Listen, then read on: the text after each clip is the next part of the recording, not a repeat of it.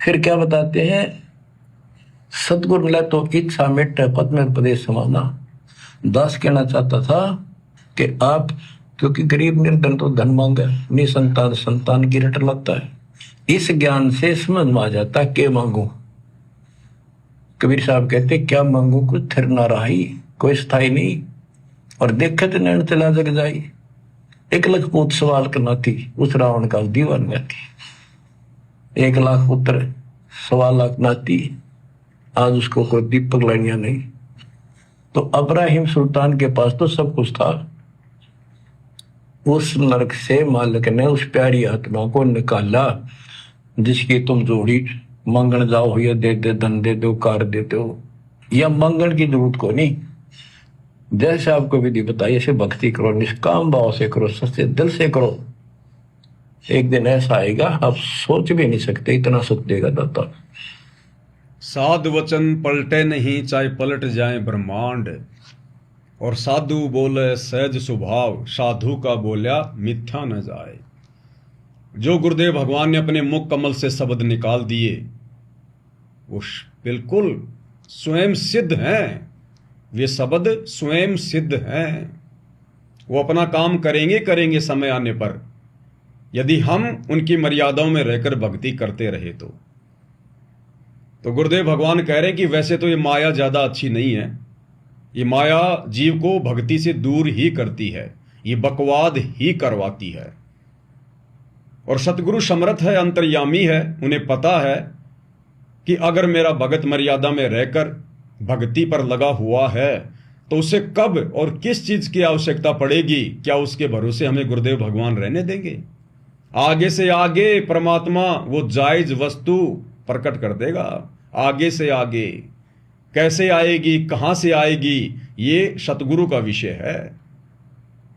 तो आवश्यकता से ज्यादा विष गुरुदेव वर्तमान कलयुग की बिचली पीढ़ी में अपने बच्चों को नहीं खिलाएंगे।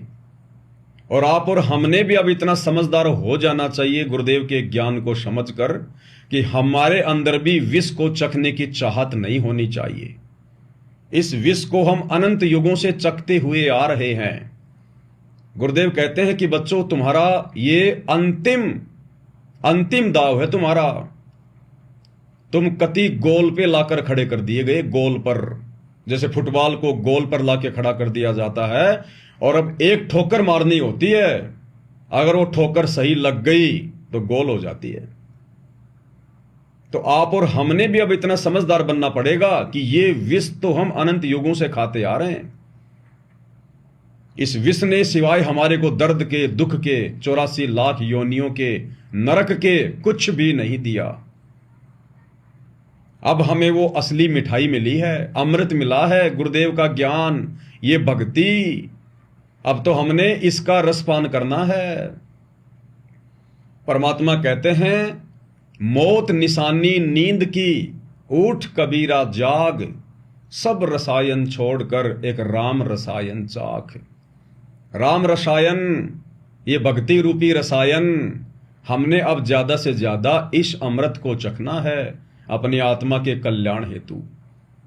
और सत्संगों के माध्यम से भी गुरुदेव का यही प्रयास रहता है कि इन आत्माओं के दिल में माया प्राप्ति की चाहत ना हो।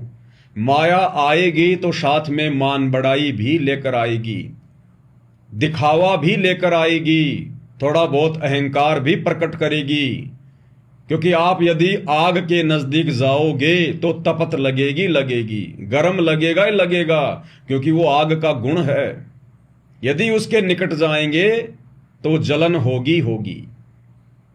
और समझदार व्यक्ति वही होता है, वो आग से उतनी दूरी बनाकर रखता है कि आग मुझे किसी प्रकार से कोई नुकसान ना पहुंचा दे और मेरा काम भी हो जाए।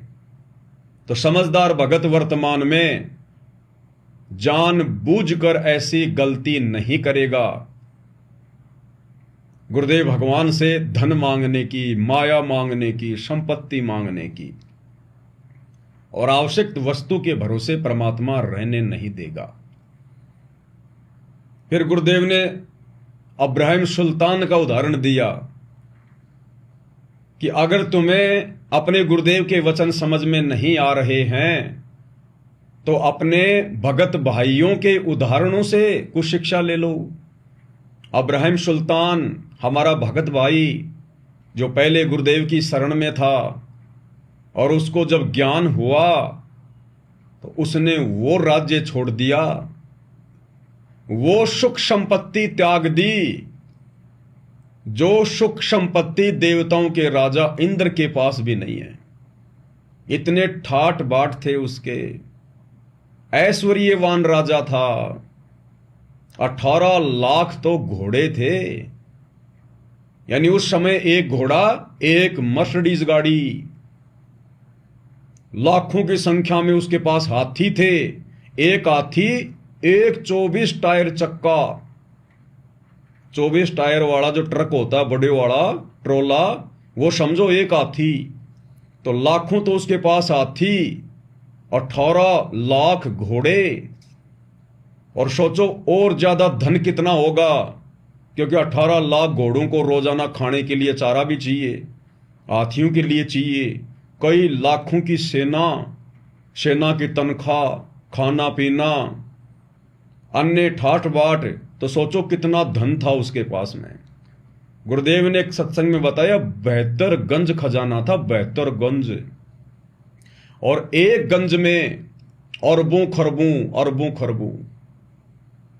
और जब उसे ज्ञान हुआ कि ये माया तो जहर है, जहर, ये जो मैंने जमा कर ली है ये मेरे लिए कब्रिस्तान बनेगी, एक दिन कब्रिस्तान मुझे नरक का रास्ता दिखाएगी। मुंह काला करके निकल गए घर से, मुंह काला करके, परमात्मा प्राप्ति के लिए जहर समझकर, अपनी दुश्मन समझकर। और आज हम नादानी में उस दुश्मन को अपने घर लाना चाहते हैं, उस जहर को चखना चाहते हैं। तो चखेगा वही जिसको अभी आध्यात्मिक ज्ञान अच्छे से समझ में नहीं आया, जिसने टारगेट बना लिया कि मुझे तो सतलोक जाना है अब की बार 84 से पार। वो आत्मा मांगेगी ही नहीं, उसकी जुबान पे ताला लग जाएगा कि क्या मांगूं। गुरुदेव ने सब कुछ तो बता दिया, क्या मांगूं कुछ थिर ना रहाई, और देखत नैन चल्या जग जाही। 1 लख पूत 1.25 लाख नाती, उस रावण के दीवाना बाती। रावण जैसे धनवान राजा तो हम लाख जन्म में नहीं हो सकते, लाख जन्म में। और अंत में वो भी एक सुई की नोक नहीं लेकर जा सका, जिसके 1 लाख पुत्र, एक से एक बलशाली, 1.25 लाख रिश्तेदार। आज उस रावण के घर पर कोई दीपक लगाने वाला भी नहीं है, यानी उसका वंश समूला नष्ट हो गया। तो आप और हम फिर क्या कर सकते हैं? हम किस महिमा की चाहत में हैं? हम कौन सा नाम कर लेंगे? तो ये तमाम उदाहरण गुरुदेव भगवान हमें जो दे रहे हैं, हमने इन पर विश्वास करना पड़ेगा। संतों के वचनों पर हमने विश्वास करना पड़ेगा कि परम संत जो कह रहे हैं वो शाश्वत सत्य है। एक होता है संत, और गुरुदेव ने एक सत्संग में बताया कि बच्चों, ये तो केवल इस कलयुग की बिचली पीढ़ी में काल ने सबकी बुद्धि मलिन कर दी है। अन्यथा पहले के समय में संत चाहे कैसा भी है, उसकी बात पर विश्वास किया जाता था, यकीन किया जाता था। और विश्वास के बलबूते पर, क्योंकि परमात्मा नहीं चाहता कि मेरी आत्माओं का विश्वास टूटे। संत भले नकली हो, लेकिन श्रद्धालुओं ने अगर श्रद्धा के साथ में विश्वास कर लिया तो परमात्मा उस काम को बनाता था, बिगाड़ता नहीं था, ताकि इन आत्माओं की श्रद्धा बनी रहे, इन आत्माओं में धार्मिकता बनी रहे। तो गुरुदेव ने बताया उस समय संतों के वचनों पर विश्वास किया जाता था। और राजा मोर ध्वज का उदाहरण दिया गुरुदेव ने, भाई और बहनों, राजा मोर ध्वज का। श्री कृष्ण जी और अर्जुन दोनों संत का रूप धारण करके राजा मोर ध्वज के यहां गए, क्योंकि वहां एक धार्मिक अनुष्ठान था। राजा मोर ध्वज उस दिन अपने पुत्र तामर ध्वज का जो है राज तिलक कर रहा था, उसे राज्य प्रदान कर रहा था। और सभी साधु संतों को उसने निमंत्रण दिया हुआ था, सबको दिल खोलकर दान दे रहा था, खुश कर रहा था। उसी दौरान अर्जुन को अहंकार हो गया कि हे केशव, मेरे से बढ़कर आपका कोई भगत नहीं है, मेरे से बढ़कर आपका दूसरा कोई भगत नहीं हो सकता।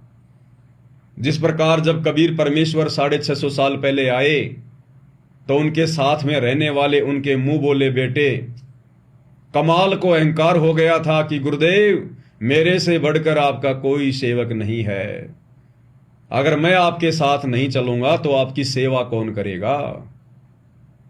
तो गुरुदेव भगवान ने उसका भी अहंकार तोड़ा, सेव सम्मन के घर जाकर। सारी कथा का हमें पता है किस प्रकार से नेकी और सम्मन ने अपने गुरुदेव भगवान की इज्जत रक्षा के लिए, उनको भोजन कराने के लिए, भोग लगाने के लिए अपने इकलौते पुत्र शिव यानी सेवु की भी कुर्बानी दे दी, गर्दन काट दी। उसके बाद उस कमाल की गर्दन नीचे हो गई कि मैं तो खाली दिखावे का सेवक हूं, दिखावे का। गुरुदेव को कहने की जरूरत नहीं पड़ी, उसके बाद वो समझ गया।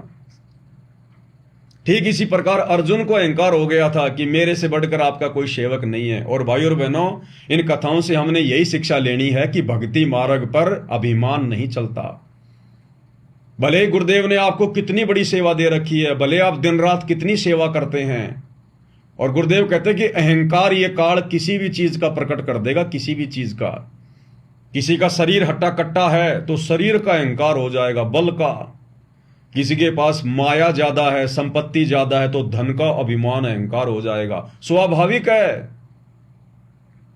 कोई सुंदर है, गोरा है तो शरीर का अहंकार।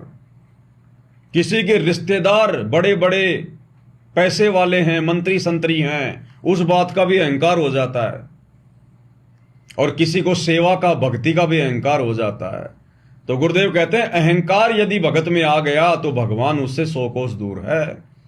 तो इन तमाम कथाओं से हमने ये शिक्षा लेनी है कि अब की बार इस कलयुग की बिचली पीढ़ी में यदि कोई भी कमजोरी हमारे अंदर होगी, हम उसको बाहर निकाल फेंकेंगे और अपने आप को मिट्टी समझकर परमात्मा की भक्ति में, मिट्टी समझकर इस शरीर को परमात्मा की भक्ति में लगाएंगे।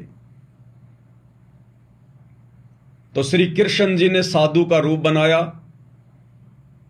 अर्जुन का भी साधु रूप बनाया और अपनी माया से एक सिंह, एक शेर बनाया और राजा मोर ध्वज के यहां पर चले गए। अब देखो भाई और बहनों, काल तो वहां पर भी दाव मार रहा था, काल वहां भी दाव मार रहा था। अगर उस समय ये कबीर भगवान सतगुरु रामपाल जी गुप्त रूप में लीला ना करते, वो जो मायावी शेर बनाया गया था श्री कृष्ण जी के द्वारा, वो मायावी शेर स्वयं कबीर भगवान सतगुरु रामपाल जी बन गए। क्योंकि ये तो अंतर्यामी है, जानी जान है, सृष्टि के कण कण में इनकी पहुंच है। कब कहां क्या घटना घटित होने वाली है इस परमेश्वर की आंखों के सामने आ जाती है। जैसे आजकल ये वैज्ञानिक मौसम की जानकारी पहले बता देते हैं मैसेज के माध्यम से कि अगले 2 घंटे में फला फला क्षेत्र में हल्की हल्की बारिश गिरेगी या आंधी आएगी या ओले गिरेंगे।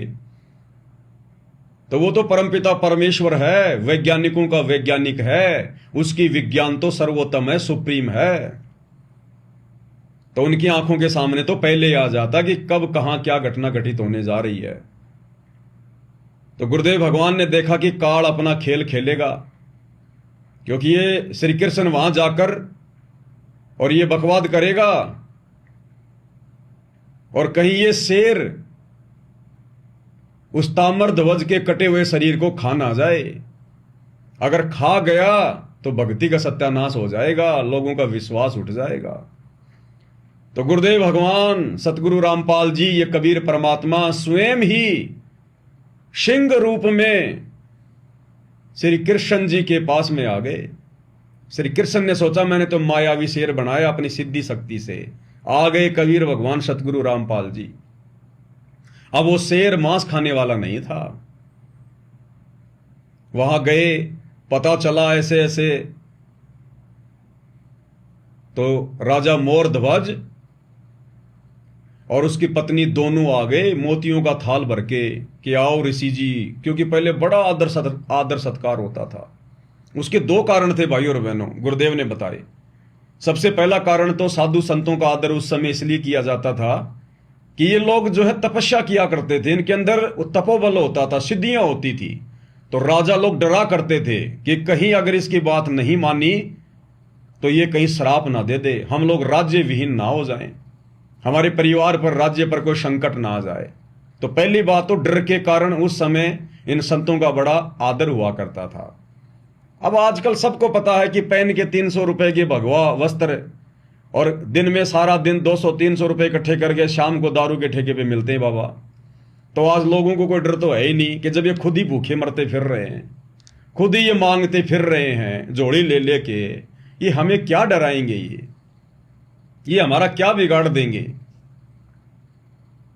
लेकिन उस समय वो साधु संत महात्मा अपने तपोबल से, अपनी सिद्धियों से चमत्कार दिखाया करते थे, किसी को लाभ दे दिया करते थे, किसी का नुकसान कर दिया करते थे, इस कारण लोग डरा करते थे। और दूसरा, उन युगों में लोगों के अंदर धार्मिकता थी, भगवान का डर था, भय था कि ना जाने वो परमात्मा, वो भगवान ना जाने किस वेश में आ जाए, किस रूप में आ जाए, किसी साधु संत के रूप में आ जाए।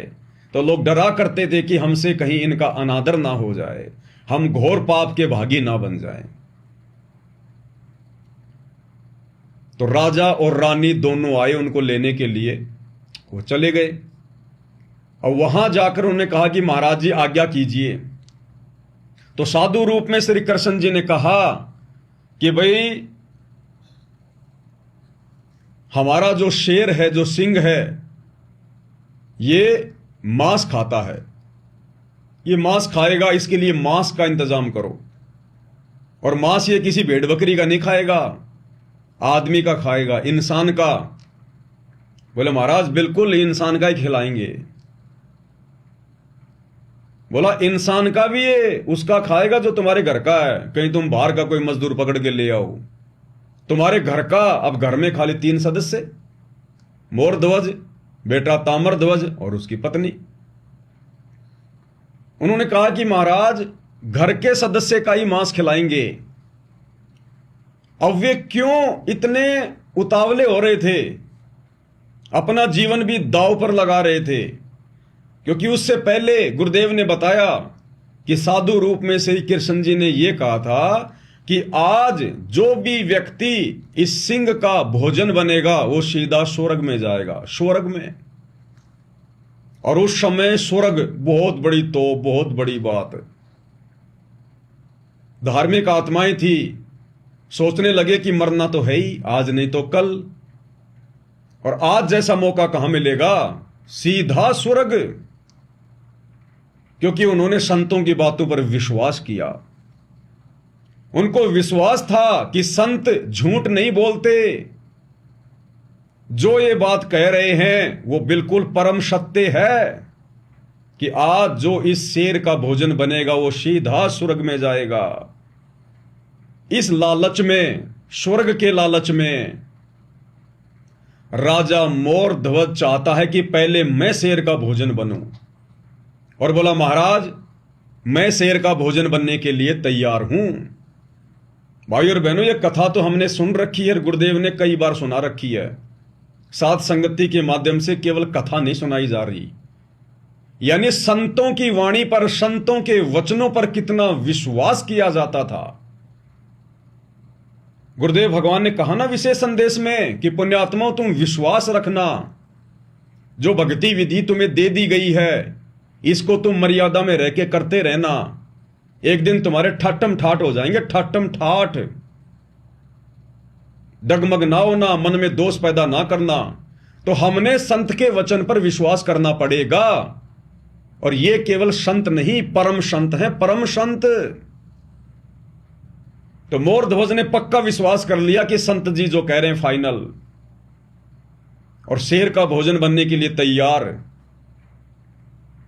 थोड़ा सा पहले हम गुरुदेव भगवान के मुख कमल से सुनेंगे, साथ साथ में फिर विश्लेषण करते रहेंगे ताकि हमारी आत्मा को दृढ़ता मिले। क्या कह रहे हैं गुरुदेव भगवान, ध्यान से सुनिएगा। ये विश्वास किया जाता था कि संत जो शब्द बोल रहे हैं वो सच्ची है। और इसी आधार से जब श्री कृष्ण जी और अर्जुन एक वेश बदलकर गए थे राजा मोरध्वज के घर पे, जिस दिन अपने पुत्र ताम्रध्वज को राज तिलक दे रहे थे मोरध्वज जी, और उसमें एक यज्ञ किया जाता था, और यज्ञ में आने वाले साधु संतों की सभी मनोकामना पूर्ण करनी होती थी, तभी वो सफल मानी जाती थी। ये दोनों साधु संत रूप बनाकर और एक माया रूपी शेर बनाकर संग वो साथ ले गए। तो मोरध्वज और ताम्रध्वज और उसकी पत्नी थी वह मोरध्वज की, ताम्रध्वज की माँ, उन तीनों को पता चला। तो नौकरों से कहा कि बुला के लाओ साधु संतों को, भोजन कर लेंगे। उन्होंने कहा कि नहीं, वो रानी और राजा स्वयं आए हमें यहाँ लिवाने के लिए, तब हम उसके घर पे कदम रखे। तो तीनों जने, पुत्र भी, रानी भी और राजा भी, उन साधु रूप में विराजमान श्री कृष्ण और अर्जुन, और साथ में उनका शेर खड़ा, उनको लिवाने के लिए मोतियों के थाली भरकर लेकर गए। और तब वो वहां आए तो मोरध्वज ने कहा, महाराज भोजन प्रसाद पाओ। श्री कृष्ण रूप में, साधु रूप में श्री कृष्ण जी ने कहा कि पहले हमारे शेर को आहार कराओ, फिर हम बाद में आहार करेंगे। और ये मांस खाएगा लेकिन मनुष्य का खाता है, और मनुष्य के विषय में समझ लो कोई पल्लेदार पकड़ के मत ले आना, ये तुम्हारे घर के सदस्य का मांस खाएगा। और सुन लो कि जो आज इस शेर सिंह का जो आहार बनेगा और उसकी मृत्यु होगी, वो सीधा स्वर्ग जाएगा।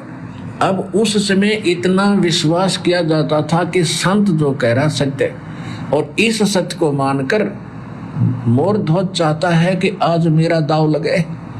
तो कहता, महाराज मेरा नंबर लगा दो, मेरा मांस शेर के लिए काट दो, और आरे से काटना था कि मुझे काट दो, और देखो बच्चा जवान हो गया, इसको राज तिलक कर देता हूँ, फिर मैं फ्री हूँ, और ये माँ बेटा दोनों अपना राज करेंगे। अब रानी ने सोचा कि राजा ला गया दाव, आज कहते संत कह रहे हैं कि आज जो मर गया स्वर्ग में, ये तो मरना कल भी है, परसों भी है, ये तो जाना ही है, इससे बढ़िया मौत कब होगी। तो अब उन्होंने आपस में एक ये कहते हैं लालच करे तो ऐसा करे। रानी ने कहा, देखो जी व्यवहार की बात है, मैं पति भरता पत्नी हूं, मेरे से पहले मेरा पति की मृत्यु होगी तो मेरा कोई जीवन नहीं है, मेरा काम पूरा हुआ, इनको संतान की आवश्यकता थी, संतान इनको दे दी, ये बच्चा जवान हो गया, इसका विवाह करो, खाना बनाने वाले इनके पास नौकर हैं, और लड़का अभी बालक है, आपकी गाइडेंस की इसको जरूरत है राजकाज में, और मेरा काम पूरा हुआ, मेरा नंबर लाओ जी। अब उनको पक्का पता था कि जो साधु कह रहे सच्ची है, तो उस समय इतना विश्वास था। फिर ताम्रध्वज ने खुद कहा कि नहीं जी, मैंने आपकी सेवा क्या की आज तक, तो आपने पाला ही पोसा हूं, मेरे ऊपर आपका भार बना हुआ, आपके स्थान पर मैं अपना मांस दूंगा, शेर को अपनी जान दूंगा। तो कहने का भाव ये है कि पुण्यात्माओं, साधु संतों के वचनों पर विश्वास किया जाता था।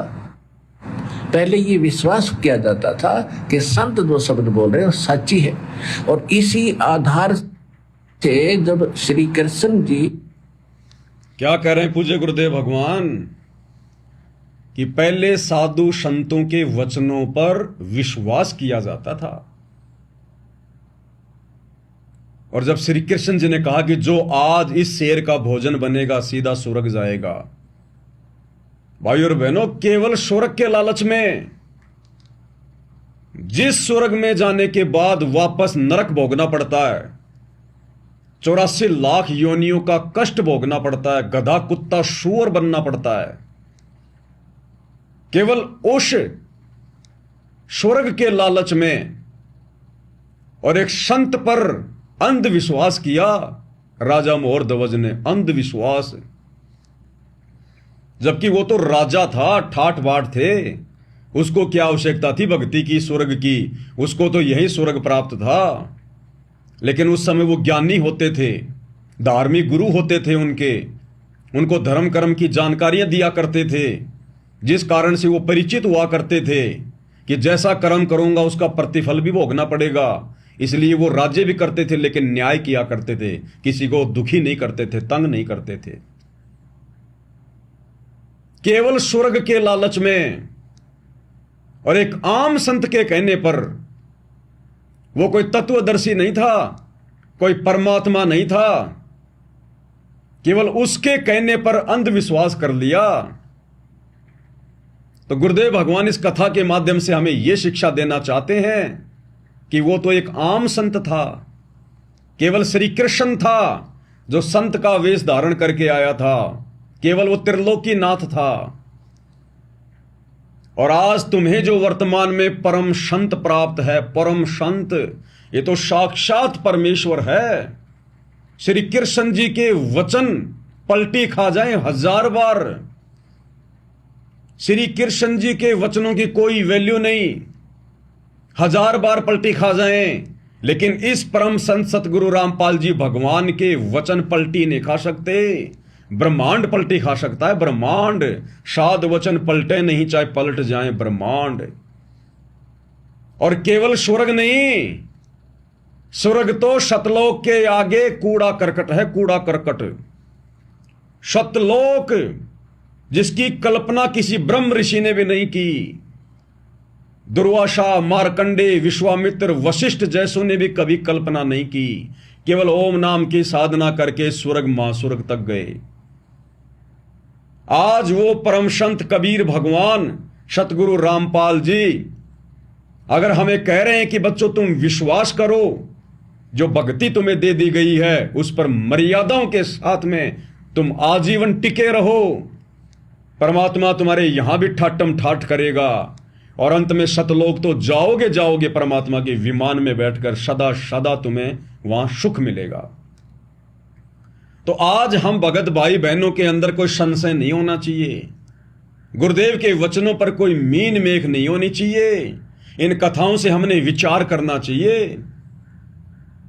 कि मात्र स्वर्ग के लिए जिसको भोगने के बाद नरक भी जाना पड़ेगा, 84 में भी जाना पड़ेगा, और राजा, रानी और उनका बेटा तीनों अपना अपना दाव लगा रहे हैं। राजा कह रहा है, बात बना रहा है कि जी मेरा तो समय पूरा हो गया, मैंने तो खूब राज्य कर लिया, अब मेरी कोई आवश्यकता भी नहीं है, बेटा मेरा जवान हो गया, आज इसका राज्य तिलक हो जाएगा, अब मेरी क्या आवश्यकता है, मैंने तो वैसे भी 4 दिन बाद में मरना है, तो जी मेरा नंबर लगा दो पहले।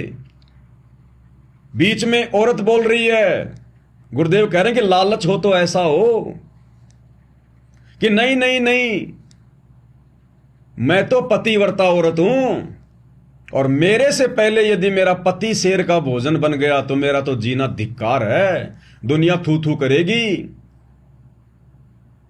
कि पत्नी से पहले उसका पति मर गया।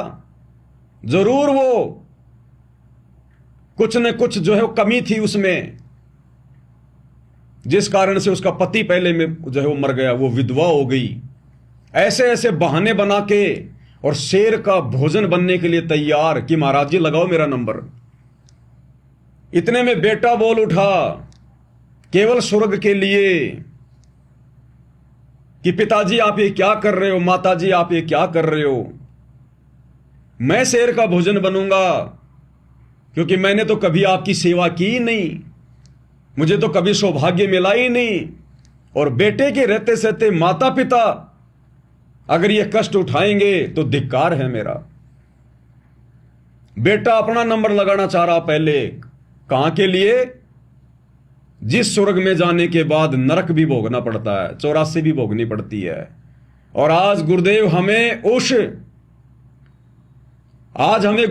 उस अमर स्थान पर, अमरपुरी पर भेज रहे हैं और गारंटी दे रहे हैं। और परम संत है, तत्वदर्शी संत है, स्वयं भगवान,